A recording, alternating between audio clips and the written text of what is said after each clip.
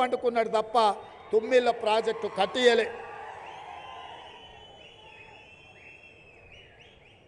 ఇక వాళ్ళు అట్లుంటే ఈ జిల్లా నుంచి నిన్నమన్న పగోడి చేతులు సురకత్తులై లేక లేక 70 ఏళ్లకు మనకు ఒక అవకాశం వస్తే శత్రువుకు సహకరించి సద్దులు మోసే కాడికి వచ్చారు. దొంగలకు సద్ది మూటలు మోసే నాయకులు కొంతమంది మన జిల్లాకు అన్యాయం చేయడానికి తయారైన. అందుకే మిత్రులారా, నిన్న మన టీవీలలో పేపర్లో చూస్తున్నా, రేవంత్ రెడ్డి మమ్మల్ని తిడుతున్నాడు, రేవంత్ రెడ్డి మా మీద కోపం పెంచుకున్నాడు, పగబెట్టండు, లేకపోతే మాకేదో చేసిండని.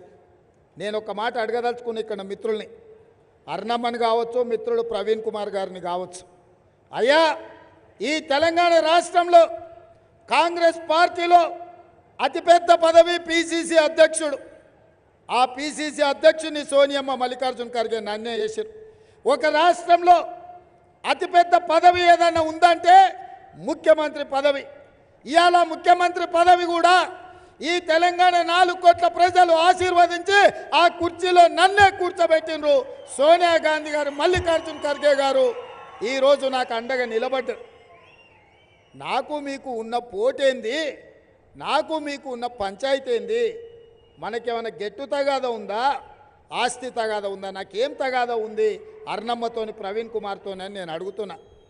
నాకున్నది ఒకే ఒక్క అంశము, ఇవాళ 70 ఏళ్ళ తర్వాత మన ప్రాంతానికి అవకాశం వస్తే 5 ఏళ్ళు రాజకీయాలను పక్కన పెట్టి, రాజకీయాలకు అతీతంగా జెండాలు ఎజెండాలు పక్కన పెట్టి మన పాలమూరును ఎట్లా అభివృద్ధి చేసుకోవాలి, మనందరం కలిసి దేశంతో పోటీ పడే విధంగా మన ప్రాజెక్టులు ఎట్లా పూర్తి చేసుకోవాలనో కూర్చొని ఆలోచన చెయ్యకుండా వచ్చినప్పటి నుంచి కాళ్ళల్లో కట్టెబెట్టి కింద పడేయాలని చూసుడు మీకు ధర్మమా అని నేను అడుగుతున్నా.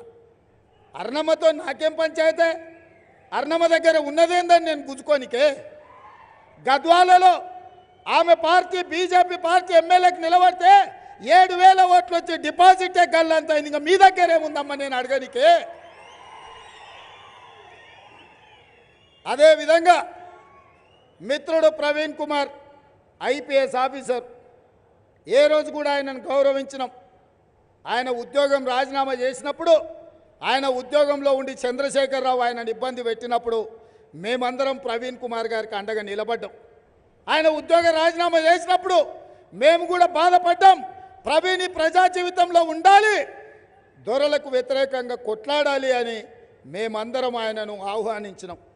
మరి నేను ఇవాళ అడుగుతున్న మిత్రుడు ప్రవీణ్ కుమార్ గారిని, ఆయన డీజీపీ అయ్యే అవకాశం ఉన్న మీరు ఐపీఎస్ అధికారిగా రాజీనామా చేసి ఈ దొరల పెత్తనాన్ని సహించేదే లేదు, ఈ దొరలకు వ్యతిరేకంగా గడీలను బద్దలు కొడతా, గడీలను గూలుస్తా అని ఆనాడు మీరే కదా ప్రవీణ్ కుమార్ గారు మాట్లాడింది, మీరే కదా ప్రజలకు చెప్పింది. ప్రభుత్వ అధికారిగా నన్ను పని చేయనిస్తలేడు చంద్రశేఖరరావు, అందుకే ఈ ప్రభుత్వ ఉద్యోగానికి రాజీనామా చేసిన ప్రజా జీవితంలోకి వస్తున్న ప్రజల తరఫున కొట్లాడతా చంద్రశేఖరరావు గద్దె దించుతా అని చెప్పినావు కదా. మరి 6 నెలల్లోనే ఏం మారింది? ఏమి మీరు చంద్రశేఖరరావు గారిని చూసి నమ్మినరని నేను అడుగుతున్నా.